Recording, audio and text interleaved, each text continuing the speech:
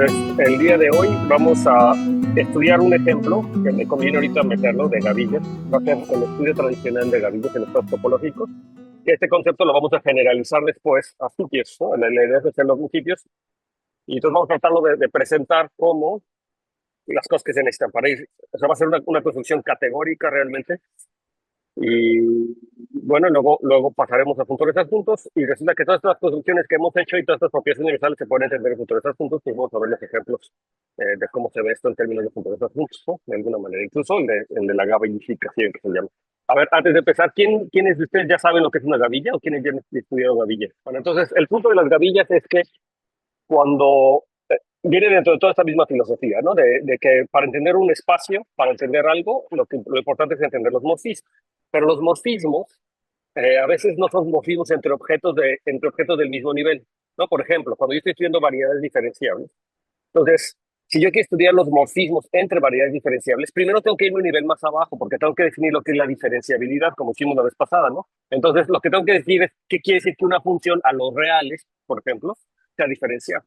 Entonces es como que una función de un espacio topológico o de una variedad, un espacio topológico que lo que quiero que sea una variedad, tengo que definir el concepto de diferenciabilidad, pero a los reales, como un objeto más simple, al objeto más simple posible, ¿no? Entonces, en principio lo que tengo que hacer es entender esas funciones. Lo mismo funciona para espacios, para variedades complejas, ¿no? Imagínate que yo quiero definir una variedad compleja. Primero, para definir morfismos entre variedades complejas, tengo que definir qué es lo que quiere decir un morfismo o una función holomorfa. Y las funciones holomorfas pues, básicamente son funciones de los complejos a los complejos o de CN, ¿no? De CN a los complejos, pero esa noción yo la quiero generalizar a una variedad o un espacio topológico que localmente se vea como CN, ¿no? Eso es lo que eso quiere decir. Eso quiere decir que es un espacio topológico cubierto por abiertos, de tal manera que las funciones van a estar definidas en estos abiertos. Entonces, ahí va a aparecer lo mismo pasa en geometría diferencial. Yo estoy tratando de estudiar variedades que son espacios topológicos que localmente se parecen a Rn y primero para definir diferenciabilidad lo tengo que definir en estos abiertos. Ahí creo que no me están viendo y yo estoy moviendo aquí mis manos como no. A ver si puedo hacer que me vean. Es que no quiero gastar muchos recursos porque no puedo calentar mi computadora. Entonces, bueno, entonces yo tengo mi variedad y entonces mi variedad la defino en abiertos, ¿verdad? La estoy definiendo en cachitos y luego defino lo que es diferenciable, pero entonces tengo un problema, ¿no? Porque tengo que decir cómo son las funciones en la intersección, es decir, cómo se pegan, ¿no? O sea, si yo defino funciones diferenciales en un abierto y funciones diferenciales en otro abierto, luego tengo que juntar esa definición, ¿no? Entenderla en donde se pegan, para poder luego definir funciones diferenciables globales de una variedad a otra. Entonces, aquí se ve que el estudio de funciones, lo realmente importante del estudio de funciones, y ustedes lo ven en las definiciones naturales, porque la definición de continuidad, son como definiciones que dependen de abiertos pequeños o son definiciones locales, ¿no? Entonces, yo para definir una función continua, primero si quieren digo lo que quiere decir que sea un continuo en un punto y luego en una vecindad de ese punto, ¿no? Para definir lo que es una función diferenciable, lo defino también en una vecindad de un punto. Para definir lo que es una función holomorfa, lo defino en una vecindad del punto, ¿no? Es una propiedad que muchas veces es local, ¿no? Es una propiedad que se cumple alrededor de un punto. Y son funciones, primero, que van a una variedad muy especial o a una cosa que sí conozco, que es el campo donde están definidas, o el objeto algebraico donde están definidas, porque podría ser un anillo, lo que sea. Y la idea es entender cómo se pegan eso. Y esa es la noción de gavilla.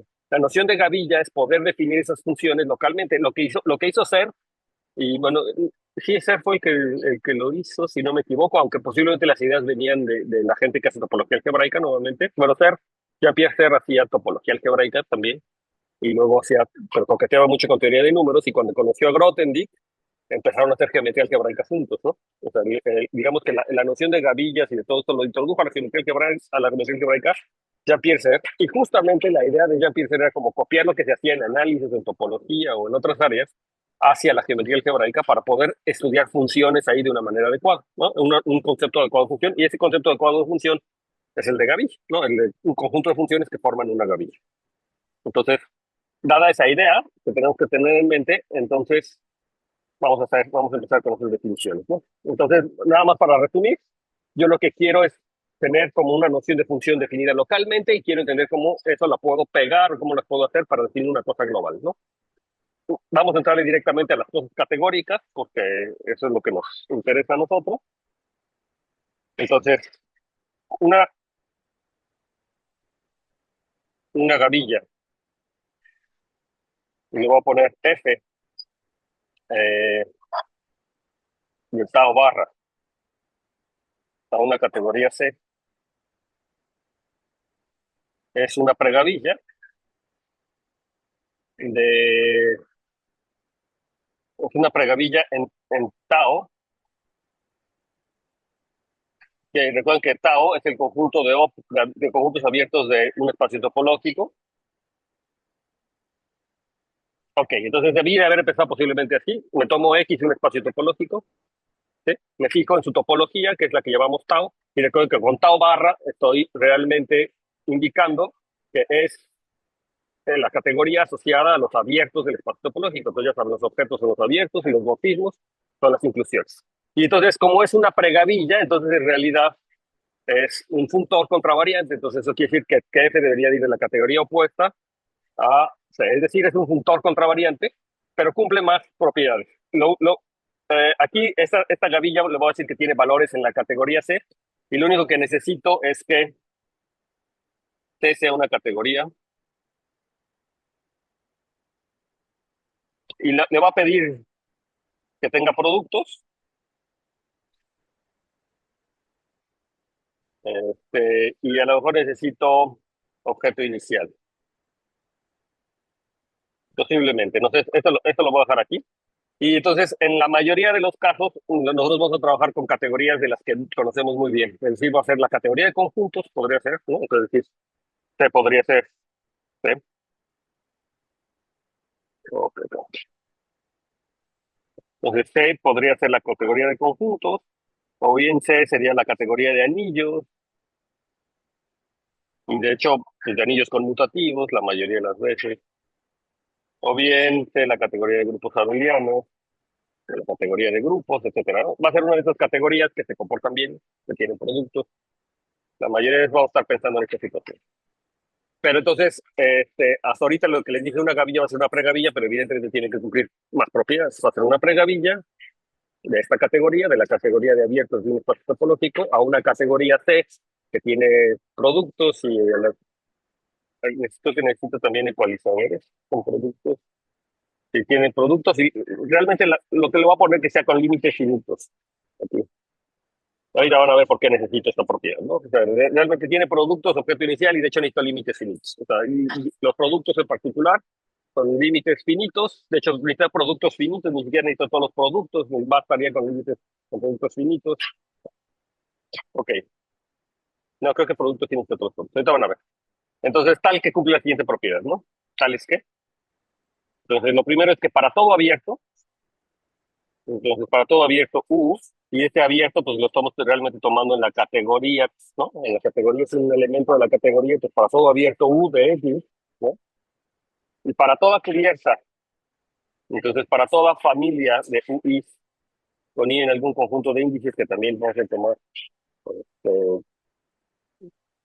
un conjunto, ¿no? Un conjunto de índices que se puede pensar también en términos de una categoría pequeña, como un diagrama, ¿no? Pues, diagrama. Entonces, para toda familia UI de elementos, con UI también en objetos, es decir, cada UI es un abierto, y de tal manera que U está igual a la unión sobre las isenis de estos UIs, ¿verdad? Entonces estoy tomando una cubierta abierta de U, se cumple, necesariamente cumplir dos cosas, y estos son los llamados axiomas de Gavich, ¿no? Pues son los primeros axiomas de Gavich. Entonces me dice que si S y tau están en F de U, eh, eh, a ver quién adivina por qué me estoy haciendo, por qué me puse incómodo al decir que S y tau están en F de U. ¿Quién adivina por qué dije que Z? Porque la definición que yo le estoy queriendo dar es dada con valores en una categoría cualquiera, y ni siquiera le dije que era una categoría concreta, o ni siquiera le dije que la categoría. Es decir, no tengo que S y tau están en FU, pues ¿cómo se? Lo que les quiero decir es que hay una noción completamente categórica de esto, ¿verdad? Pero déjenme entonces momentáneamente pensar que estoy en una de las categorías que les puse aquí, ya saben, la categoría de conjuntos, de anillos conmutativos o de grupos abelianos, para que entonces yo pueda tomar S y tau elementos de CDU, es decir, que en particular son categorías concretas, ¿de acuerdo? Entonces, eso es lo que, pero la definición la voy a poder hacer en un segundo, cuando haga la definición más categórica, ustedes van a ver que ni siquiera van a anexar eso porque es una propiedad categórica la que me va a definir esta cosa, ¿no? Entonces, vamos a pensar ahí que la categoría es concreta, que estoy en una de estas categorías que ya les había visto. Entonces, dice que si ese tau está en FU son tales que S restringido a UI es igual a tau restringido a UI para todo I, ¿verdad? Y entonces, ¿qué quiere decir eso exactamente? Bueno, lo que quiere decir es decir, ya lo habíamos visto la vez pasada cuando habíamos visto el ejemplo de pregavillas, pero lo pongo otra vez. Entonces, como yo tengo aquí los abiertos UI que me cubren a U, entonces yo tengo lo que estoy teniendo realmente es que esta cubierta determina una familia de morfismos de inclusión que dejen llamarle phi a UI, a U. ¿Verdad? Esto me determina una familia que son las inclusiones. ¿De acuerdo? Entonces, como yo tengo esta familia de inclusiones, esto implica que tengo naturalmente morfismos a F de UI, que son los que se llaman las restricciones, ¿verdad? Las restricciones de U a UI. Son los morfismos de restricciones que son los morfismos naturales. Pero yo tengo un montón de estos, ¿verdad? O sea, yo tengo uno para cada I, ¿no? Yo tengo un J, entonces tendré la restricción de U a un J, y etcétera, ¿va? O sea, eso lo tengo para todos. Entonces, dar este morfismo de aquí, son las restricciones, pues es equivalente, ¿verdad? Por la propiedad universal del producto, a dar un morfismo, que se llama el morfismo de restricción, a el producto de las I de F de UI, ¿de acuerdo? Y entonces aquí lo que yo estoy teniendo es que tengo S y tau de este lado, y lo que estoy diciendo es que si la imagen de S y tau bajo este morfismo, que déjenme llamarle phi tilde, ¿no? Entonces, ¿quién es phi tilde? Phi tilde de S. Pues phi tilde de S tendría que ser una sucesión, que son las restricciones de S a cada UI, ¿va? Me da una sucesión. La restricción, recuerden que la notación es que la restricción de U a UI de S la estábamos denotando como la restricción de S a UI, ¿no? Esa es la notación que estamos utilizando. Y entonces, si les quedó claro que si yo tengo una cubierta como la que les estoy dando, esa cubierta determina una familia de inclusiones en la categoría. Y entonces, como ese es un funtor contravariante, ese funtor contravariante me determina una familia de restricciones de FDU a FDUI, una para cada I. Entonces, tengo un diagrama indexado por I, ¿verdad? El que digo, la FDUI es un diagrama. Entonces, eso, dar esa familia de restricciones es lo mismo que dar un morfismo de restricción que le llamamos phi tilde, y este morfismo de restricción phi tilde va al producto, ¿de acuerdo? Va al producto y es el morfismo que a cada S lo manda a las restricciones, ¿verdad? Cada coordenada de las restricciones, porque es el que conmuta con el producto, viene con sus respectivas proyecciones y es el que conmuta con las respectivas proyecciones, ¿no? O sea, aquí del producto, si quieren, aquí la forma correcta o categórica era que aquí yo tengo los morfismos, proyecciones a F de UI, y entonces este morfismo que está aquí, de aquí para acá, la proyección es una de la restricción de U a UI, ¿no? Ese es el morfismo, es dado por la propiedad universal, bien categóricamente así. Bueno, entonces la propiedad de Gavilla me está diciendo que si yo tengo dos secciones, se llaman secciones, ST en FDU, tengo dos elementos ST en FDU, tales que las restricciones a UI de S es igual a las restricciones de T a UI para todo I, y entonces nuevamente, eso lo que quiere decir esto es que el phi tilde de S es igual al phi tilde de T, ¿verdad? Esto lo que quiere decir es equivalentemente eso. Entonces, de alguna manera lo que le estoy pidiendo es que este phi tilde es inyectivo, ¿sí? Que tomo dos secciones distintas, entonces cuando las mando para allá, si coinciden, era porque eran la misma. La única forma que coinciden es que es la misma. Entonces, vamos a detenernos tantito a pensar qué es lo que me está diciendo esto en términos de los ejemplos que estábamos estudiando la vez pasada, el término de pregavillas que habíamos estudiado. Por ejemplo, tomo la pregavilla que a cada abierto U le asocia las funciones continuas, por ejemplo, al campo, ¿no? Entonces, tengo un espacio topológico X, me tomo su topología, es decir, me tomo todos los abiertos que pertenecen a X, y me voy a fijar en la pregavilla de funciones continuas a los números reales, por ejemplo. Entonces, cada abierto U, F de U, lo que le va a hacer es asociarle sus funciones continuas a los reales. Entonces, lo que me está diciendo es que esta condición de Gaby es que si tengo dos funciones que coinciden, tengo una cubierta, ¿no? Una cubierta de U, y tengo dos funciones que a la hora de restringirlas a los abiertos coinciden, entonces era porque era la misma función. ¿De acuerdo? Dos funciones continuas que restringidas a abiertos. Es decir, vamos a suponer que mi abierto U lo cubro con dos abiertos nada más, ¿no? B1 y B2. Entonces me está diciendo una función que restringida a B1 es una función que restringida a B2, me tomo dos funciones, que sus restricciones a B1, B2 son iguales, era porque las dos funciones eran iguales, ¿verdad? La única forma. Entonces, si se fijan, eso no es tan extraño. Eh, en la categoría de funciones holomorfas, ustedes tienen, por ejemplo, esta propiedad, ¿verdad? En la categoría de variedades diferenciables o variedades holomorfas, tenemos esta propiedad de que si dos funciones holomorfas coinciden en un abierto o coinciden en abiertos, entonces era porque eran la misma, ¿no? ¿Sí? O sea, esta propiedad de la variable compleja. Entonces, esta es una propiedad como de pegado, me está diciendo que las funciones quedan determinadas por su comportamiento local, ¿de acuerdo? Entonces, sería una propiedad que le está diciendo que cumplen muchos objetos de por sí, ¿no? Esa es la primera propiedad de Gavilla, y la segunda propiedad de Gavilla es la siguiente. Entonces, vamos a tomarnos que si SI está en F de UI, ¿no? Y considero, vamos a hacerlo ahí, y esta familia de SI, con cada SI, entonces me tomo una familia de secciones, cada una en cada uno de estos abiertos de SI, tal que SI restringido a UI intersección UJ es igual a SJ restringido a UI intersección UJ, ¿sí?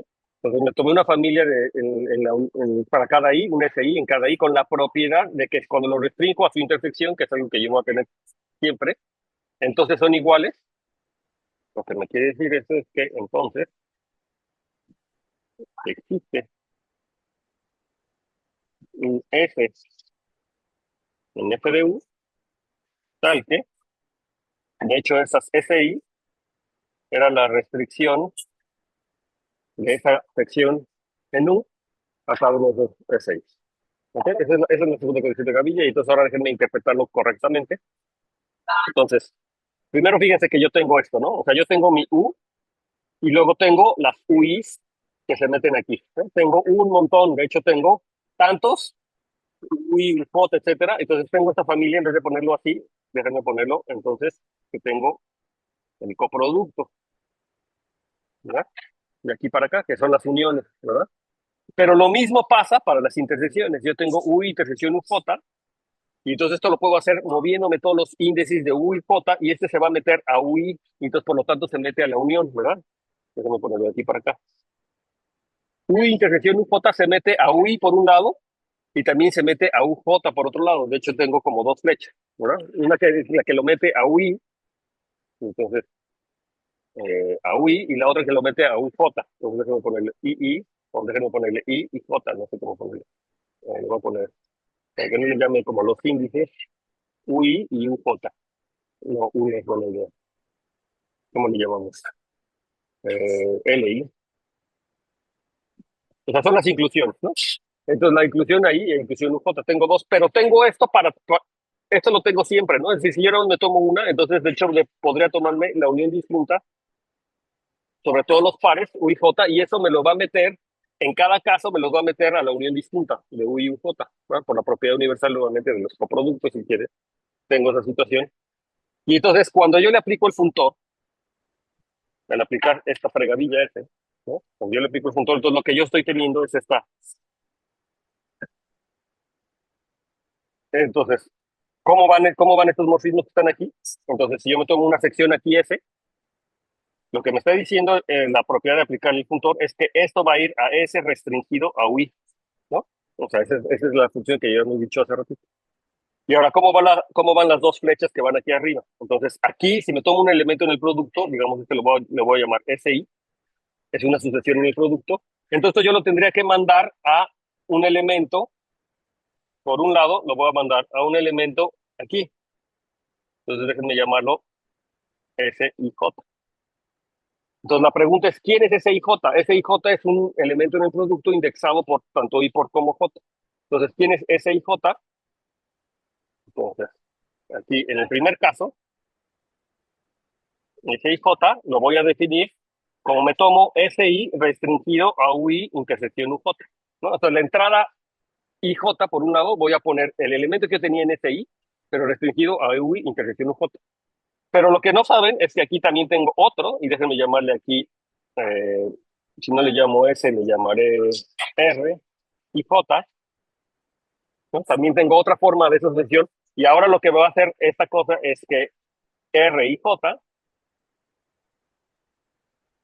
lo que lo voy a hacer es que me voy a agarrar el elemento que tengo en SJ, y SJ lo voy a restringir a UI intersección UJ, ¿no? O sea, tengo esas dos formas de mandar. Bueno, esas dos flechas son la flecha de arriba es una y la flecha de abajo es la otra, ¿de acuerdo? Simplemente aquí en la entrada SIJ, pues tomo el elemento que estaba en SI y lo restringo a la intersección. Ahora, por el otro lado, ¿quién es el elemento que está en IJ, el RIJ? Pues ahora me tomo el elemento que estaba en SJ, en la entrada J décima y lo restringo para allá. Entonces tengo dos flechas, ¿de acuerdo? Entonces es lo que está pasando. Entonces, fíjate qué es lo que me está diciendo la propiedad 2, ¿no? La propiedad 2 me está diciendo que si tengo, lo voy a poner aquí en verde, ¿no? O sea, yo tengo una familia de secciones que cuando yo lo mando por estas dos, eh, ¿no? Que cuando yo lo mando por estas dos opciones, llego realmente, aquí llego a la familia 6J y aquí llego a la familia R y J si quieren. Y estas dos familias son iguales, o sea, si eran iguales, es porque entonces existía un elemento aquí S, de tal manera que S se mandaba a esa familia, ¿no? Déjenme lo pongo. S se mandaba a esa familia. Si coincidían, S se mandaba a esa familia. ¿No les suena familiar eso?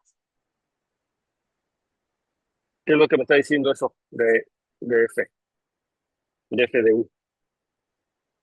¿No les suena familiar como esa construcción? Tengo una construcción de este tipo, fíjense, lo voy a subrayar, donde tengo dos flechas de este lado, y lo que me está diciendo es que FU, de hecho, iguala, ¿verdad? Es exactamente iguala tanto estas dos flechas. Claramente, si me agarro un elemento aquí y lo mando para acá, que sería la restricción de ese SI, y luego lo mando para acá, sería SI restringido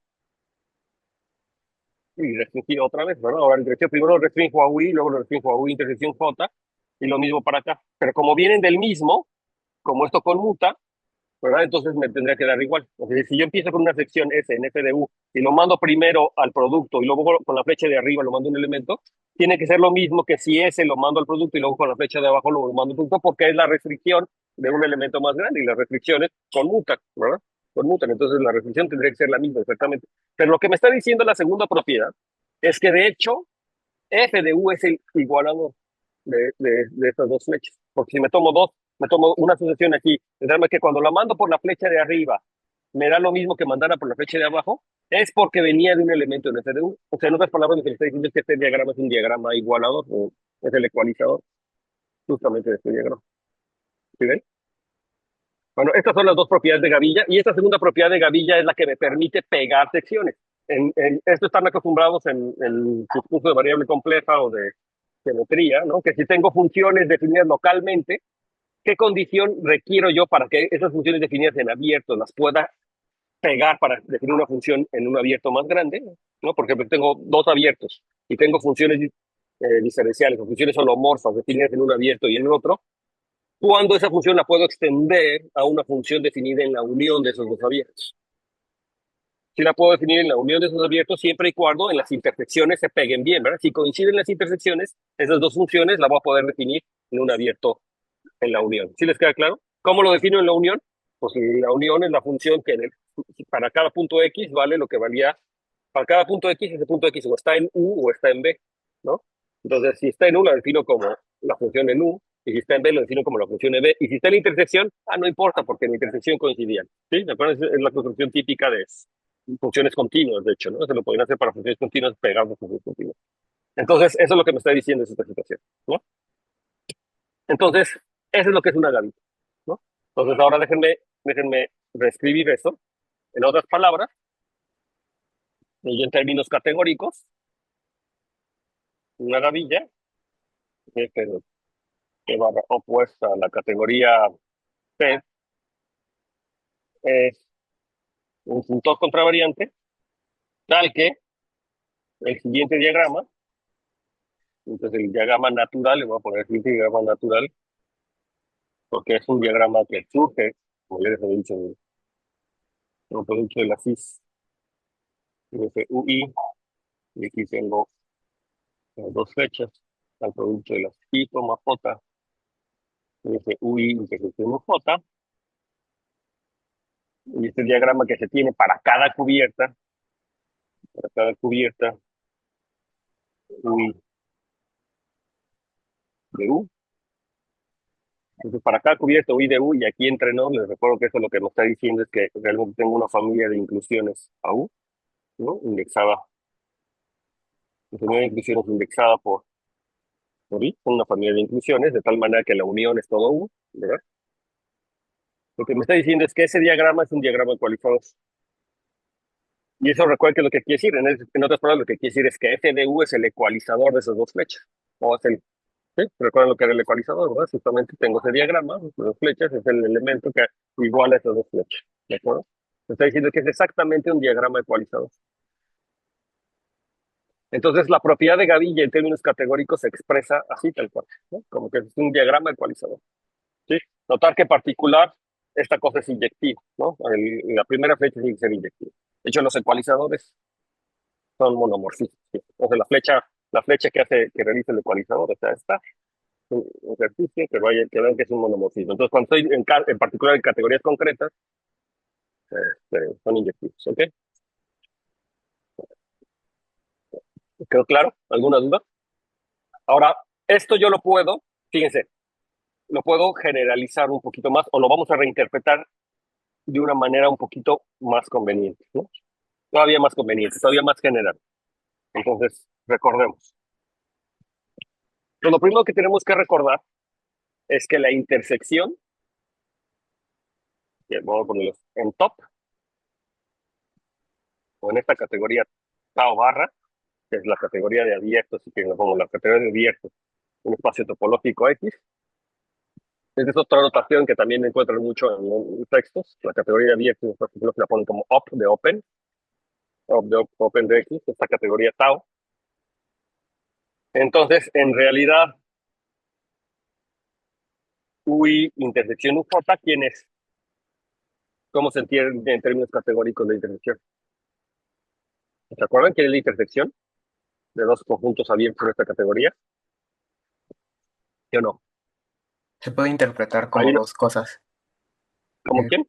como dos cosas, como un producto y como un producto fibrado. Exacto. Entonces lo vamos a utilizar como producto fibrado, ¿no? Entonces, ¿el producto fibrado de quién con quién? El UI y el UJ Y respecto a quién. respecto a X. Respecto a U en este caso. Ah, ¿De bueno, sí, acuerdo? también. Ajá. Entonces, ese producto fibrado de UI cruz UJ respecto a I. A ver, si no lo recuerdan, les pongo aquí el diagramita, ¿verdad? O sea, yo tengo UI, tengo la inclusión a U, y tengo UJ, déjenme moverlo un poco más arriba que se me acabe. Y tengo UJ y la inclusión. Estas son inclusiones. ¿De acuerdo? Entonces, si se fijan, este es un diagrama. El objeto que va aquí, o sea, hay un objeto que es el producto fibrado que va aquí, y ese objeto producto fibrado es el que correspondía con la intersección, lo hicimos, ¿no? Sí, lo habíamos hecho como ejemplo en su momento. Entonces, este diagrama es un diagrama cartesiano. Y entonces, de hecho, el producto fibrado es la intersección en esta categoría, ¿no? Y entonces, ¿qué es lo que yo necesito para poder definir esta sucesión exacta que yo había visto? Bueno, por un lado, necesito tener productos cartesianos o productos fibrados, ¿no? Eso lo puedo empezar con productos fibrados. Y por otro lado, necesito la noción de cubierta, porque esto sucede para todo abierto. Pero realmente, ¿qué es lo que utilicé de cubierta aquí? O sea, lo que utilicé de cubierta, lo único que utilicé de cubierta es lo siguiente, que tengo esta noción, ¿verdad? De una familia de morfismos, AU, indexada. Tengo una noción de familia de morfismos que es una cubierta. Hay algunas cosas que necesito pedirle más para la cubierta, para poder hacer otro tipo de cosas, por ejemplo, eh, para poder comparar. O sea, por ejemplo, imagínense, si yo tengo una cubierta, esto pasa para cualquier cubierta, ¿no? Pero, por ejemplo, yo puedo tener refinamientos de la cubierta en el sentido usual y entonces debería tener una situación de que yo pueda comparar quiénes son los objetos, ¿verdad? Es decir, esto es para una cubierta, FU es el ecualizador Resulta ser el ecualizador de todas las cubiertas posibles, ¿no? De todas las cubiertas que yo tenga de U. Es decir, U tiene un montón de cubiertas. Aquí, como yo lo estoy diciendo, es que para cada U, f de U es un ecualizador de este diagrama que está aquí, ¿sí?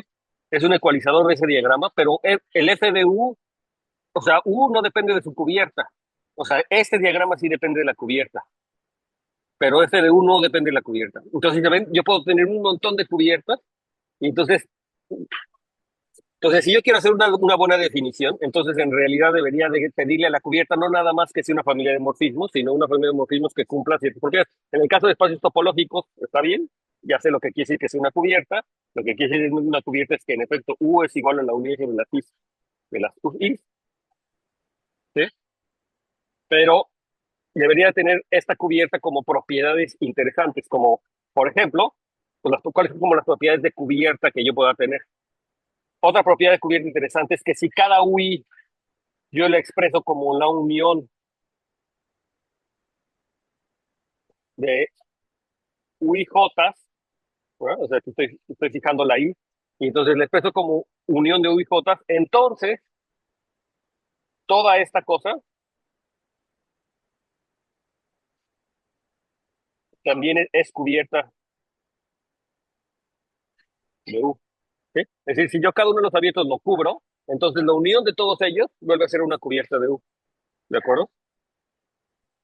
Esa sería una función deseable, por ejemplo, que yo debería tener en las cubiertas, que se comporte bien cuando yo cubra estas cosas. Pero además, otra opción de las cubiertas es que si yo tomo, déjame pasar para acá, ya puedo pasar a la otra diapositiva, ya puedo moverme un poquito.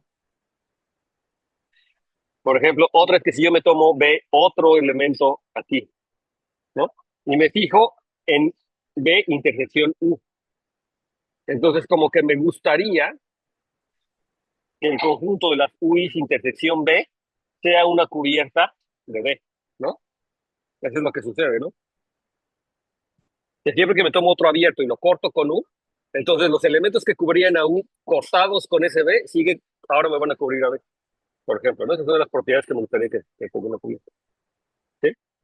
Y hay alguna otra por ahí que tiene que ver con los productos fibrados, que se comporten bien con las intersecciones, pero me voy a quedar aquí porque eso va a tener más sentido cuando veamos en sitios. Pero entonces, aquí lo que quiero decir es que la observación es que para definir gavilla como un funtor F para acá, tiene la categoría opuesta para acá, usamos ecualizadores, productos, que son todos límites categóricos, ¿sí? Productos fibrados y una buena noción de cubierta de los objetos, ¿verdad? Pintados, ¿no? O sea, eso es lo que yo necesité para poder definir, porque si tengo esa buena noción, entonces, lo que si yo tengo algo que se llame como con las cubiertas de un objeto U, que sería como una familia de morfismo indexados, ¿verdad? Una familia de cubiertas con propiedades, con buenas propiedades, que ahorita no les voy a decir exactamente cuáles son, pero ya se las dejé de ver, ¿no? Más o menos para que las buenas propiedades. Entonces, una gavilla es un punto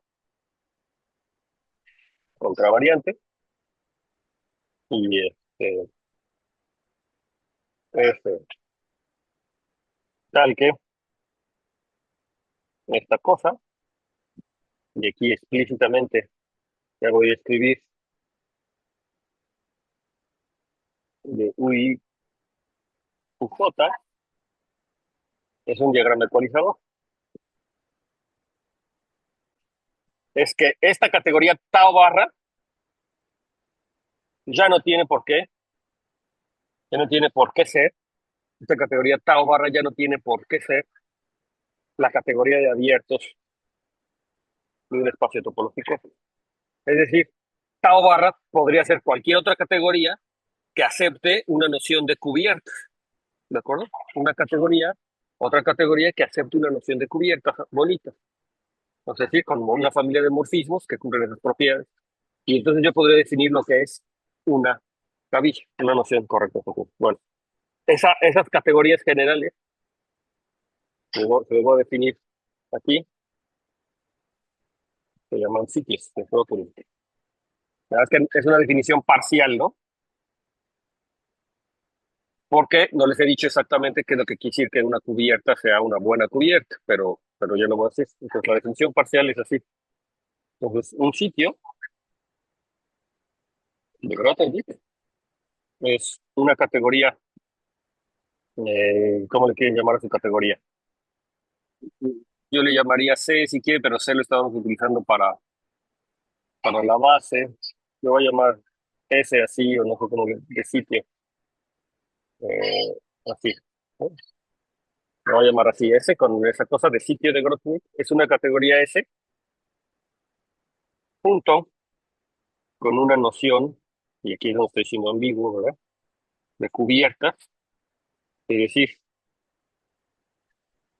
para cada objeto U en esta categoría, una familia de morfismos, que me llamaré phi I de I a U, de morfismos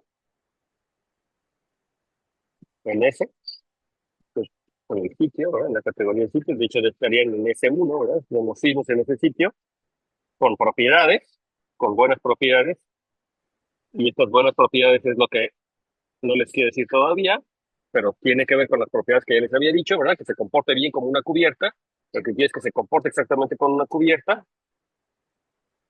Eso es lo que es un sitio de Grothendieck, básicamente es una categoría cuyos objetos van a jugar el papel de lo que eran los abiertos y estas familias de morfismo van a jugar el papel de lo que son las cubiertas en topología, ¿de acuerdo? Y cumplen ciertas propiedades que son propiedades de cubierta, son las propiedades de cubierta que tienen que ver con estas dos propiedades y una más que les estaba diciendo, ¿no? Y entonces resulta que en un sitio yo puedo definir lo que es una gavilla, y de hecho una pregavilla, ¿no? Entonces un sitio, aquí mismo, una gavilla en S, en el sitio S. Recuerden que el sitio S viene automáticamente con una noción de cubiertas, ¿no? Para cada objeto tiene una noción de cubiertas. Entonces es un punto contravariante que cumple bla, bla, bla, ¿no? O sea, que cumple asterisco. Y este asterisco se lo voy a poner aquí, ¿no? Es decir, que cumple que ese diagrama que está aquí es un diagrama ecualizador. ¿Ok? Sí, que cumple que ese diagrama es un diagrama ecualizador. Para toda cubierta. Para toda cubierta. Cumple esta propiedad para toda cubierta. Ese es un diagrama ecualizador. Doctor, una pregunta. Sí. Entonces, esta parte, o sea, incluso se está generalizando a que la cubierta ya no se refiere exclusivamente a contención, ¿no? Porque estamos agarrando literal No, morfismos dentro de la categoría. son Pues pueden morfismos de ser la otras categoría. cosas.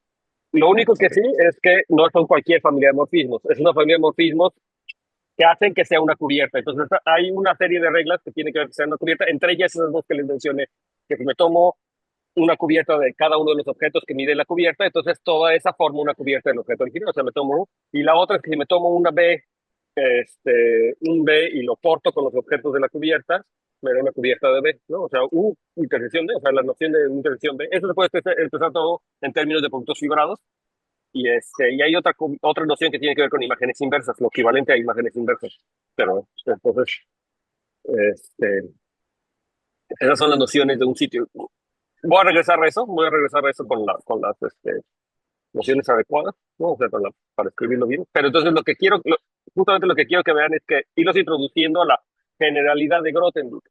Resulta que, para empezar, o sea, la historia es así, ¿no? Jean-Pierre Serre introduce la noción de gavillas a la geometría algebraica, ¿no? Y entonces, en la geometría algebraica en esa época, lo que se llamaba geometría algebraica es lo que ahora llamamos geometría algebraica compleja, ¿no? Entonces, las variedades algebraicas eran variedades algebraicas sobre los complejos, y entonces yo tenía la noción de gavilla, de funciones holomorfas o de funciones diferenciales y bla, bla, bla. Y lo que quería hacer era realmente definir una noción de cohomología así como le hacen en cohomología entre las geometrías, pero ahora en términos de geometría algebraica. Entonces, en términos puramente algebraicos, quería definir una cohomología y esta teoría de cohomología era realmente la teoría de cohomología de gavillas, ¿no? Lo que quería introducir la cohomología de gavillas. Entonces, por eso es que se introdujo esta noción, que era muy útil porque justamente Grothendieck, recuerden que estaba buscando una buena teoría de cohomología para sus variedades sobre campos finitos, es decir, para demostrar las conjeturas de Bayes. Entonces, justamente Grothendieck dijo, claro, esta es la noción correcta de gavilla que necesitamos para hacer una teoría de cohomología en cualquier variedad algebraica. Entonces, primero lo introduce en las variedades algebraicas complejas, una buena noción de teoría de gavillas, y Grothendieck dice, eso es lo que necesitamos para una... Pero el problema es que la topología en variedades algebraicas, de por sí la topología algebraica, la topología sobre variedades algebraicas, la topología de Zariski, no es lo suficientemente buena, y mucho menos en variedades sobre campos finitos. No es lo suficientemente buena porque no tengo justamente esta noción de pegado. La noción de pegado que se cumple en los complejos no la tengo. Entonces, lo que pensó Grothendieck fue, pero el problema aquí no está en los objetos geométricos que yo estoy estudiando. El problema es que los quiero estudiar con una topología. Dice, el problema es en la topología que le estoy metiendo. Porque yo sí puedo hacer esto, simplemente que tengo que cambiar esa noción de topología. Y ¿qué es lo que me sirve a mí de la topología para poder hacer lo que hizo Ser? Es decir, para poder definir estas gavillas y hacer cohomología en esas gavillas. Digo, lo único que necesito de eso es que tengo una noción de intersección, ¿no? Para hablar de estas cosas y que eso lo tengo con el producto fibrado y que tengo una buena noción de cubierta, ¿no? Si yo tengo esta buena noción de cubiertas, entonces voy a poder definir lo que es una gavilla porque es un funtor contravariante. Y entonces lo que necesito modificar es esta noción de cubiertas y esta noción de abierto, de objeto y de lo que quiere decir morfismo. Y entonces le ocurrió, dijo, abstraigo esa cosa y entonces define lo que es una topología de Grothendieck. Y la topología de Grothendieck es básicamente definir estas cubiertas, dar esta noción de cubiertas en una categoría. Y luego a la categoría junto con esta noción de cubiertas se le llama un sitio, que es el sitio de Grothendieck. ¿De acuerdo?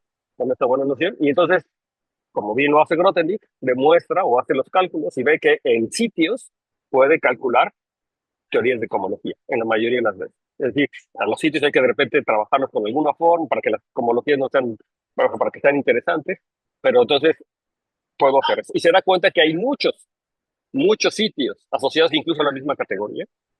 Así como yo puedo a cada conjunto le puedo asociar muchas topologías, ¿verdad? Entonces a muchos sitios, a un sitio, una categoría, le puedo asociar muchos topologías de Grothendieck, es decir, formar muchos sitios y entonces poder tener distintos tipos de cohomología, ¿no? Y entonces ahí lo interesante era comparar cómo eran las cohomologías y ver si esas cohomologías me calculaban lo que yo quería que lo que en particular lo que él estaba buscando era demostrar las conjeturas de Bailey. Y recuerden que una de las cosas que expliqué las conjeturas de Bailey era que Bailey conjeturó que debería de existir una teoría de cohomología de variedades sobre campos finitos que le ayudaran a ver que los números de Betti de esas cohomologías, es decir, las dimensiones de esas cohomologías, justamente le calculaban eh, eso que aparece en las conjeturas. Básicamente le sirve para calcular el número de puntos de las soluciones de esas ecuaciones sobre campos finitos, ¿no? O sea, que le servía para calcular esas cosas, ¿no? Es decir, eran los grados de los polinomios que aparecen en la factorización de una función z en términos de cuando lo factorizo como una función racional en términos de ciertos polinomios, ¿no? Eran los grados que cumplen una cosa como la característica de hoy, es decir, la suma alternada me da un numerito muy especial, y entonces esos deberían ser como números de Betti, nada más que no se tenía la teoría de cohomología. Entonces, la cohomología tal, en particular, que es con la que se demostraron las conjeturas de Bailey, es una cohomología en un sitio, ni más ni menos en el sitio etal asociado a una variedad. Entonces, ¿qué es un sitio etal? Me tomo las variedades algebraicas, la categoría de variedades algebraicas, y las cubiertas, o sea, esta noción de cubiertas, va a estar dada por lo que se llaman morfismos etales. Un morfismo etal es una cosa que se define en geometría algebraica, una definición muy precisa.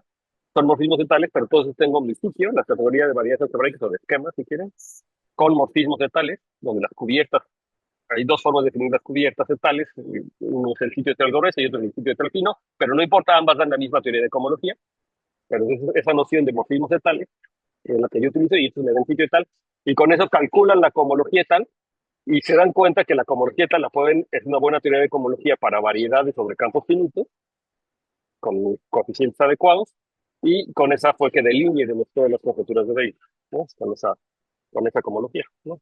Se tenía una fórmula de Lefschetz que con esa cohomología me permitía contar puntos fijos del automorfismo de Frobenius actuando en la cohomología, que contaba a su vez el número de puntos racionales, el número de puntos que tienen las variedades definidas sobre los campos finitos, ¿no? Y entonces con eso demostró las conjunciones de Entonces fue todo un proceso gracias a esta idea de Grothendieck, que era abstraer, ¿no? Es decir, no quedarse con la limitación de lo establecido que ya teníamos, que eran los espacios topológicos. Y es que eso es algo que pasa muchas veces en matemáticas. Y es que hasta hace una definición y la gente está tan acostumbrada a trabajar con esa definición y a todos son espacios topológicos y uno estudia todo con espacios topológicos, que pocas veces se pregunta uno si esa es la noción adecuada para demostrar las cosas que uno quiere demostrar, ¿no? O para demostrar cosas más generales. Y muchas veces es esa misma definición la que nos limita a que se pueda demostrar una cosa, ¿no? O sea, que realmente se pueda. Entonces, la gran visión de Grothendieck era que era capaz de abstraer lo esencial de lo que se buscaba y poderlo definir, ¿no? Concretamente y ver que de todas maneras funcionaba, ¿no? Aquí lo que se dio cuenta es que justamente eso, ¿no? Ahora lo decimos y es como muy fácil. Ah, bueno, lo que yo necesitaba para definir como lo quiera, una noción de cubierta y una noción de intersección y una cosa. Pero llegar a esa conclusión, o sea, llegar a esa conclusión de que es la topología la que me está estorbando realmente, la noción de topología la que me está estorbando para calcular estas cosas en variedades algebraicas, pero sí lo puedo hacer, ¿no? Aventarse a decir sí lo puedo hacer de todas maneras. Pues es la gran visión de Grothendieck, ¿no? Esa capacidad de abstracción y de encontrar una definición correcta y adecuada que le permitía hacer. Bueno, y regresando a lo de la clase, este ejemplo yo se los quise dar, o lo quiero plantear en este momento, porque es un excelente ejemplo de lo que es utilizar ecualizadores, por ejemplo, y productos fibrados. O sea, es una definición que involucra todos los conceptos que hemos estado utilizando, ¿no? Que en el fondo para este tipo de cosas es para lo cual hemos estado trabajando, ¿no? Para poder definir una gavilla en un sitio, ¿no? Con toda generalidad. Salvo la definición esta de que sea un buen cubriente, todo lo demás está perfectamente entendido. Entonces, ¿qué pasa? Que por supuesto, que yo tengo los siguientes ejemplos, ¿no? Entonces, si yo me tomo y X es un espacio topológico, no, lo que estoy poniendo es y X con tau, ¿verdad? Tau, como siempre, igual su categoría de abierto, con tau la categoría de abierto.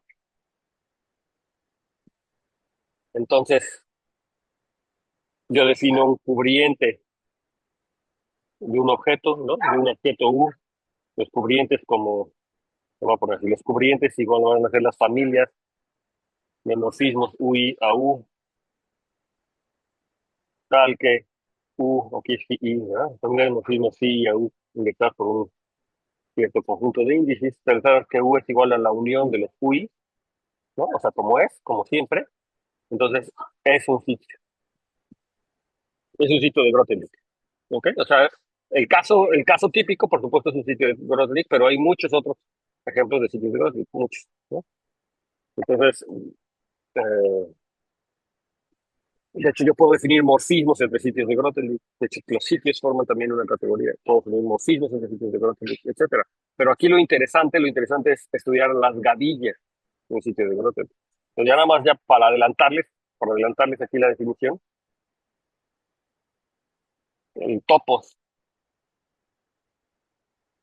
de Grothendieck, le voy a poner. Asociado a un sitio es la categoría de gavilla, y le vamos a poner gavillas de conjunto si quieren para hacer. Pero podría ser no de conjuntos, como digo, podría ser grupos abelianos, podría ser cualquier cosa, es la categoría de gavillas en el sitio. Entonces, ¿qué es un topos de Grothendieck? Es la categoría de gavillas en el sitio. ¿Sí?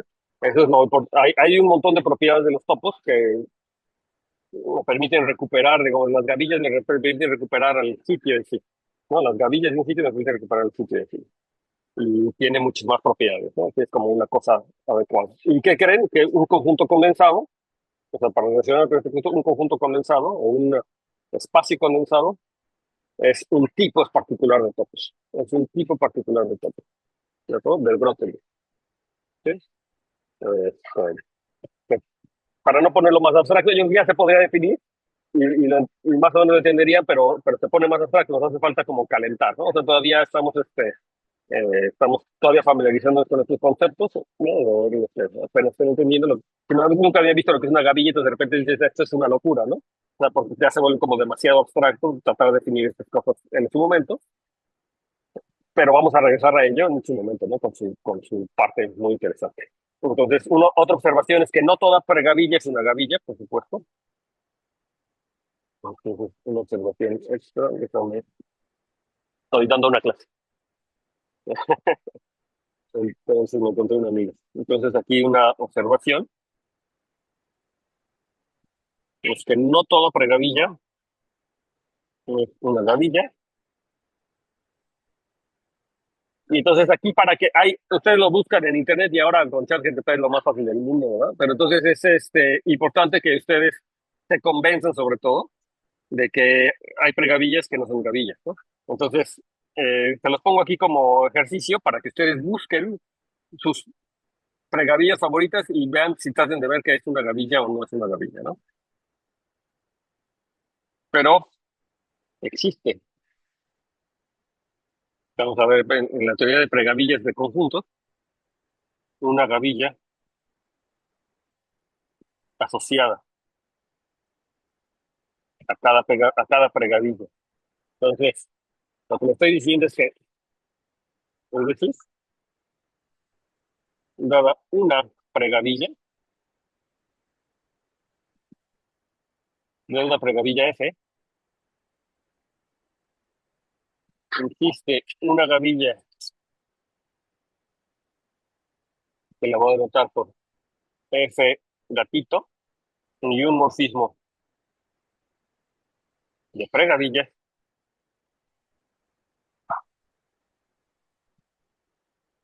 canónico, canónico, que va de F a F de esto. Entonces ya saben, como son funtores, pues lo que estoy diciendo con un morfismo de pregavillas en realidad es una transformación natural, ¿verdad?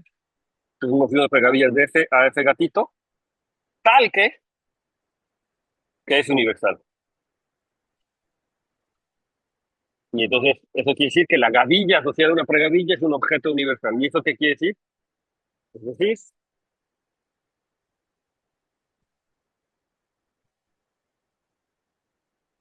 para toda gavilla G, junto con un morfismo de pregavillas,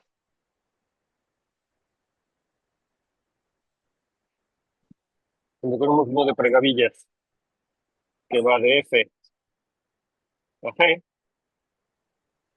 existe un único morfismo de gavilla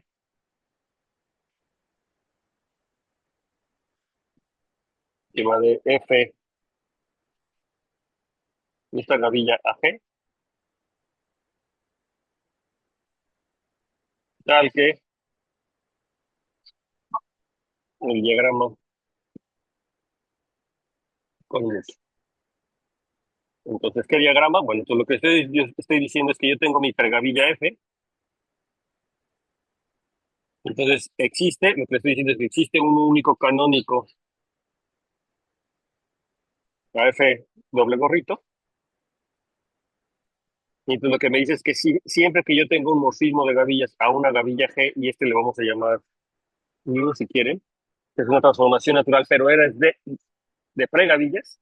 Entonces lo que me dice es que existe un único morfismo de aquí para acá, déjenme llamarle new barra, que hace que esto conmute. Entonces, ven, es una propiedad universal, ¿no? Es una propiedad universal como siempre.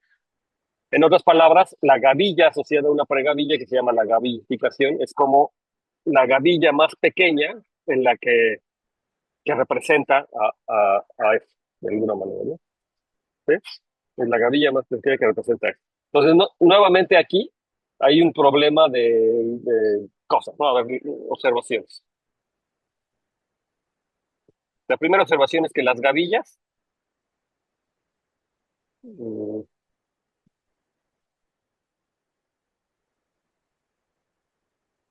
son una subcategoría plena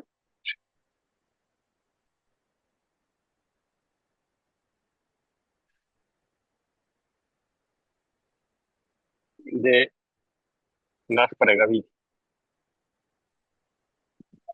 Entonces, esto requiere a lo mejor cierta aclaración. Recuerden que las pregavillas son funtores contravariantes, digamos, a la categoría de conjuntos, ¿no? Funtores contravariantes de la categoría de conjuntos forman una categoría con los morfismos de transformaciones naturales.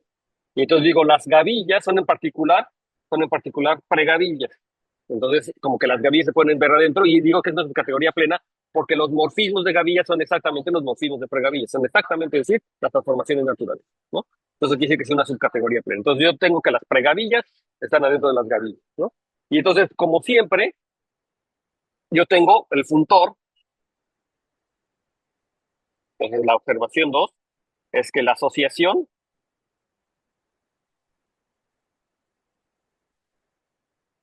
de la categoría de pregavillas, en realidad la categoría de pregavillas es de una categoría C, ¿no? De un sitio ese. Entonces, los de pregavillas de un sitio ese de... Se lo va a hacer para el sitio, pero si, no, si les incomoda ahorita el sitio porque no tienen bien pensado, piensen pregavillas o gavillas de espacios topológicos, como siempre, ¿no? O sea, si les incomoda todavía el sitio, si no lo sienten familiar, pueden empezar en pregavillas de un espacio topológico, ¿sí? Cualquiera, y gavillas de ese espacio topológico, así como lo definimos aquí. ¿Ok? Entonces yo le voy a poner ese el sitio, pero entonces tengo la shift, ¿no? Del sitio. Y entonces esta es la que acabamos de definir. A cada pregavilla le asocio su gavilla asociada. Entonces lo que estoy diciendo es que esta cosa es un funtor, es funtorial.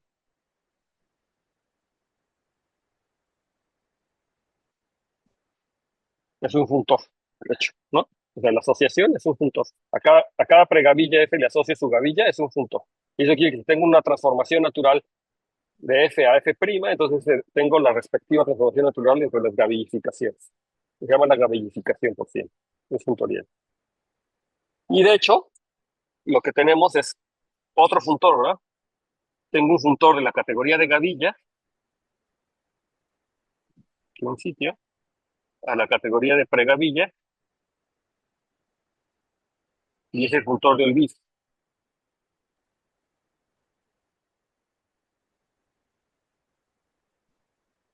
Entonces, como toda gavilla es una pregavilla en particular, entonces a cada gavilla la puedo ver a sí misma como una pregavilla, ese es el funtor de olvido, ¿no? El funtor de olvido tradicional, estoy olvidando la estructura extra de ser gavilla, porque en particular toda gavilla es una pregavilla. Entonces, este diagrama que está aquí involucra este funtor de olvido, ¿verdad? Como siempre, porque la pregunta es, este morfismo que está aquí, por ejemplo, déjenme marcarlo de verde, este morfismo que está aquí es en principio un morfismo de pregavillas, pero este que está aquí ya es un morfismo de gavillas. Entonces eso quiere decir que estamos pasando de un mundo al otro, como ya habíamos hecho varias veces, ¿verdad? En las propiedades universales ya nos estábamos moviendo del mundo de una categoría y luego teníamos el funtor de olvido y nos pasábamos a ese lado. En realidad, si eso yo lo quisiera decir de una manera correcta, tendría que utilizar el funtor de olvido, ¿verdad? Tendría que usar el funtor de olvido. Pero lo único que quiero que vean es que gracias a este diagrama, cualquier, eh, ¿cómo está la cosa? Cualquier morfismo, o sea, el morfismo new es la composición del morfismo natural, y estoy dejando ponerlo el 1 de Yoneda, no sé cómo le voy a poner el 1 de Yoneda, ¿sí? No es la identidad, es el 1 de Yoneda, es como la identidad, pero es el 1 de Yoneda. Ahorita van a ver por qué. Entonces, yo estoy mandando cualquier morfismo entre la gavilla F asterisco, digo F biprima a G, lo estoy mandando un morfismo de F a N, pero de hecho lo que me está diciendo esto, lo voy a escribir aquí, que los morfismos, lo voy a poner con nombres, ¿no? Y ahorita vemos en qué categoría son. Los morfismos de gavillas entre F asterisco, oh,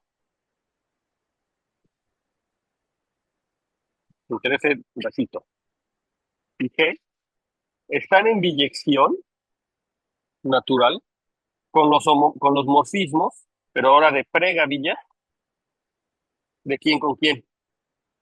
de F, pero no a G porque G era una gavilla, ¿no? Tendría que ser al funtor de olvido. ¿Sí? No sé si se alcanza a ver bien, lo voy a escribir en la otra página para que se vea mejor.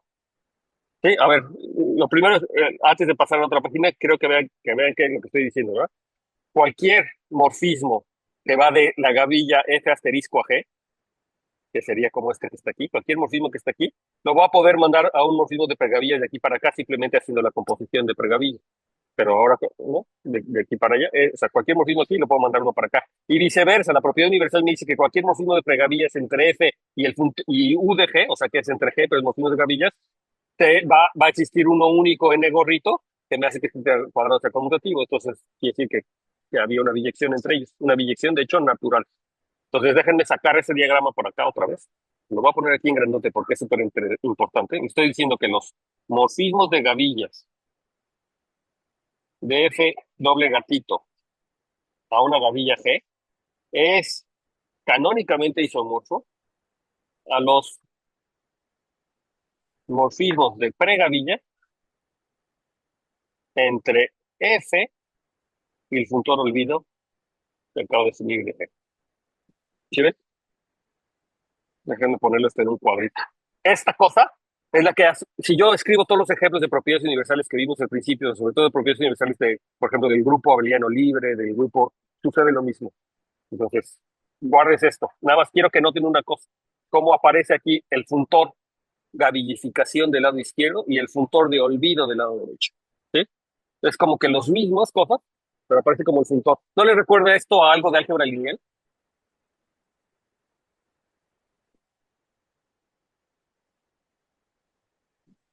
En álgebra lineal, cuando yo tenía un producto interno, ¿te acuerdas? Cuando yo tenía un producto interno, había una cosa que me comparaba ciertas transformaciones lineales ¿El dual? entre espacios vectoriales. ¿Qué?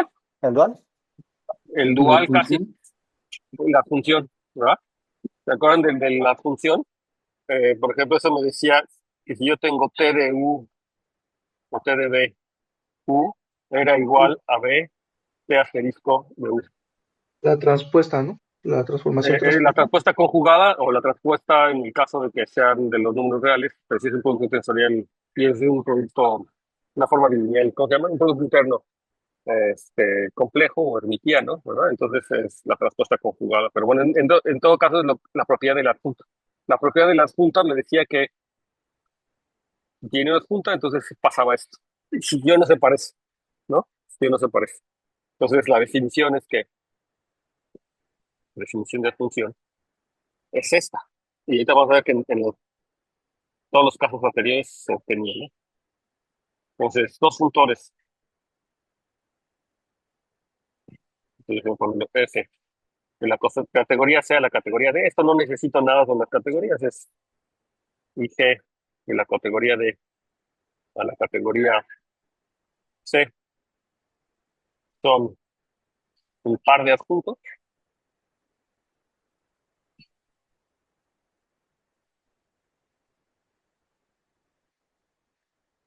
Y justamente pasa que los homomorfismos en la categoría D de F de X, Y es naturalmente isomorfo a los homomorfismos en la categoría C de X que de Y.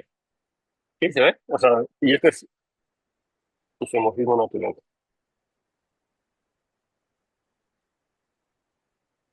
¿Qué quiere decir isomorfismo natural? Pues esto es natural en la primera coordenada y natural en la segunda coordenada. Es decir, estos ohms son bifuntores, ¿no? Tengo bifuntores y entonces los dos bifuntores son naturalmente isomorfos. Es decir, existe una transformación natural de bifuntores que es invertible, ¿no? Son isomorfos como bifuntores.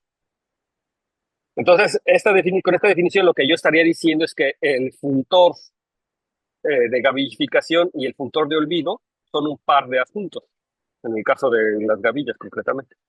Entonces aquí la definición es que F, decimos que F es funtor izquierdo, decimos que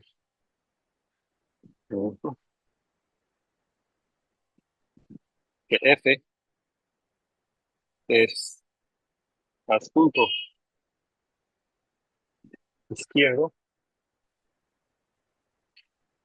de G. o equivalentemente, que G es adjunto derecho de... ¿no? Esta es la definición. Entonces, lo que estoy diciendo es que el funtor de gabillificación es el adjunto izquierdo del funtor de olvido de la categoría de... ¿sí? O viceversa, que el funtor de olvido es el adjunto derecho del funtor de gabillificación. ¿Sí lo ven? ¿Sí? ¿Alguna duda? Ahora, fíjate que yo no he dicho nada, ni he dicho que, o sea, para empezar, yo solamente les presenté el funtor de gabillificación como algo axiomático, no existe esta cosa y bla, bla, no les he demostrado que existe ni nada, no le he demostrado, esto va a ser un ejercicio, ahorita se los voy a dejar, pero el funtor existe, la gabillificación existe, este, y se construye también en términos de límites y colímites. ¿No? Entonces, esa es la parte interesante, pues, escribir en términos de límites y colímites, pero en donde cuando exista, ¿no? Cuando exista un par de funtores adjuntos, entonces les vamos a llamar así, ¿no? Entonces vamos a pasar al ejemplo concreto ahorita. Entonces yo tengo otros ejemplos, ¿verdad? Por ejemplo, el ejemplo que habíamos visto entre la categoría de monoides y la categoría de grupos abelianos, o cuál habíamos, el grupo libre, ¿no? La categoría de conjuntos. Yo tengo la categoría de conjuntos a la categoría de grupos. Que a cada conjunto le asocio el grupo libre generado por X, ¿no? Aquí vamos a ver. Este es el grupo libre.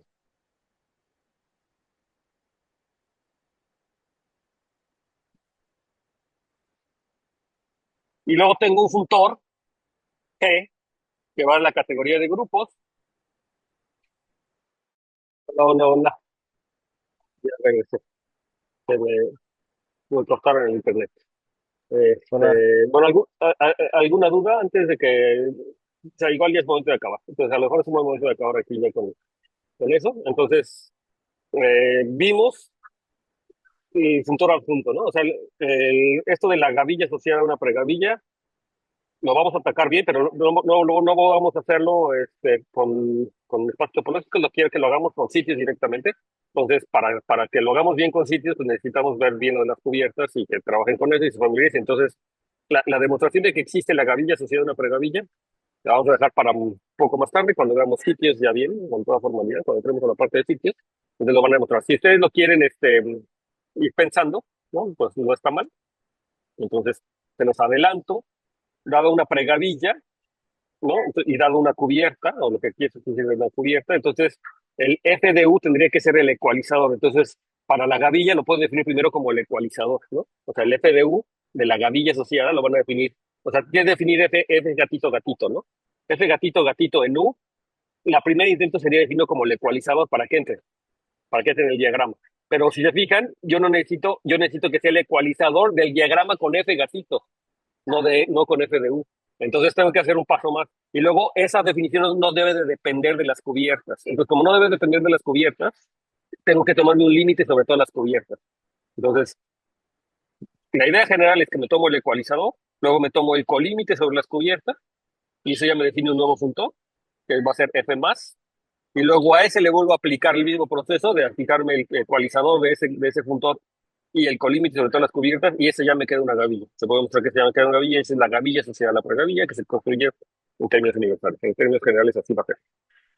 Pero lo que quiero rescatar en esta clase es que de hecho definimos lo que era un funtor adjunto, o el par de funtores adjuntos, el funtor adjunto izquierdo y el funtor adjunto derecho, y vimos que de hecho la propiedad universal que tiene la gavillificación es la que me dice que los funtores eran adjuntos.